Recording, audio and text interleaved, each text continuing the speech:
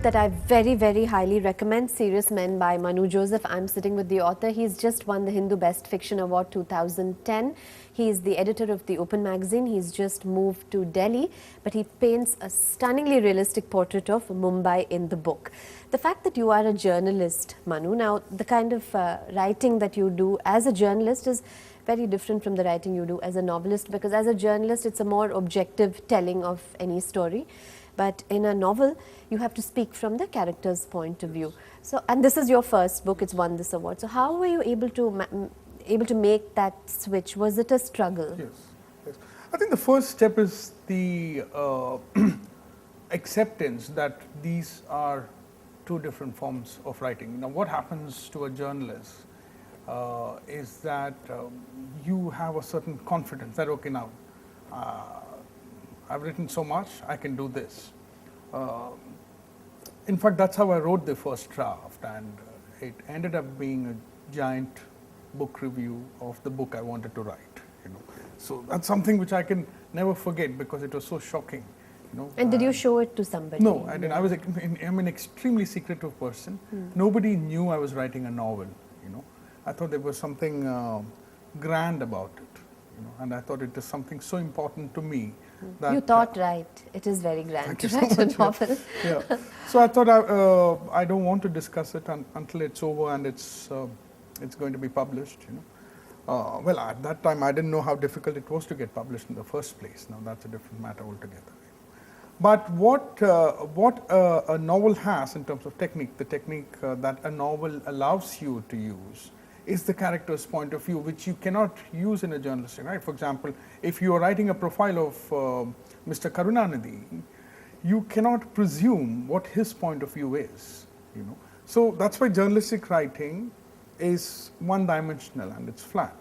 But if I'm fictionalizing Mr. Karunanidhi, I can tell the story from his point of view, and that is where the depth of a novel comes in. And so that is the crucial difference. So did your time living in a chawl in Mumbai influence the way you fleshed out Iron Money? And you also talk about this incident where John Nash visited Mumbai, and that was a crucial point for the beginning of the novel. So were these two helpful in building your characters? Of course. I mean, I always wanted to be a journalist. I found a job in Madras, and eventually they transferred me to Kerala and then to Bombay, promising office accommodation. It's a good company, but when I landed in Bombay, I realized that it's going to be a chawl. A chawl is a very unique Bombay phenomenon, which is more like a vertical slum, So that was the accommodation I have. But then I was single, I was young. It was just a sense of failure which I had, which was all right. I didn't suffer too much. But I collected most of my material in terms of the geography of this plot and the type of people who live in the chawls. I just understand them perfectly. They are different kinds of people, and I understand that mindset. So yes, see, that's one advantage with being a writer. When you suffer, it becomes material for the future. And no other professional can have that, because, for example, a software engineer who's suffering right now, he just suffers, and then he's not able to cash it. But as a writer, all your little miseries become parts of your future novels.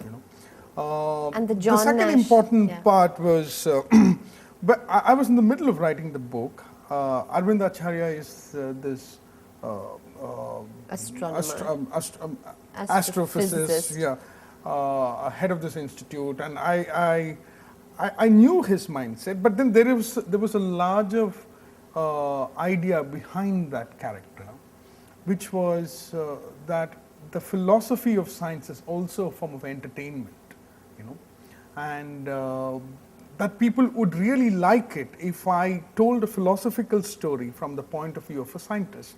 And this aspect was confirmed to me when Mr. John Nash, on whom the film A Beautiful Mind is based, and who is one of the proponents of the game theory, when he visited Bombay, it was honestly hilarious and tragic, because when the hall in the five-star hotel, I don't remember which one it was filled with very beautiful people. It was just packed because they were expecting Russell Crowe to come, and the person who landed was this small, completely strange-looking man who was totally dazed, and he could not comprehend the audience, and he could not, he was not very coherent, because he was obviously a very brilliant man. He knew what he was talking about, but nobody else did, because they didn't have a scientific background, and only scientists could have followed John Nash's speech, and the hall began to empty out. And I was just sitting there and laughing, because these guys came to see Russell Crowe, and they were completely baffled at the reality. In fact, I found it entertaining, because there is a certain gravity to philosophy, but ultimately it is in the realm of entertainment. It is through entertainment that philosophy spreads, and I thought it was a confirmation for me, that I'm on the right track.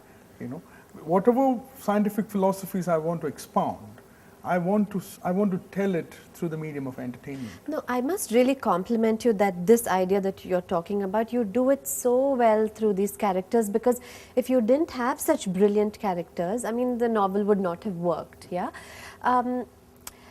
So when you say that to be a writer, you have to be in a profession that involves writing. Yes. But what do you say about authors like, say, Kaveri Nambisar, who's a doctor, or Dr. Abraham Verghese, or Chetan Bhagat, or all these who are not, Sarita Mandana, who's an investment banker. Yes. So how do you think they become writers? Isn't it more observation and discipline? Yes. One or two writers you just mentioned are not really writers, but there are extremely good writers who who have not been in a writing profession.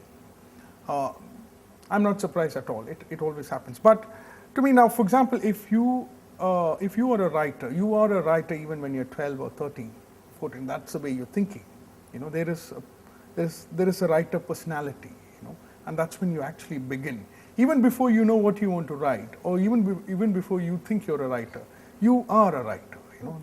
And I think the most natural thing to do is to find a profession which also pays you to write. I understand that sometimes in the beginning, especially, you're not paid that well, but it is always useful to take up such a profession, because like with anything else, writing is also about training. So you have to keep on writing to get better and better and better, and eventually you burn out, which is fine. It's like dying. It's all right. So there is a clear advantage about being in a profession which forces you sometimes to write. But of course, as I said, there have been brilliant writers, who. But I'm still very sure that they were always writing. They were always writing. Okay. So they just found the time to write and do other things. No, that makes a lot of sense, because I met another writer who was shortlisted for this award, and she was advising me, because I was telling her that I write a little bit, every day on different things. She said, don't do that.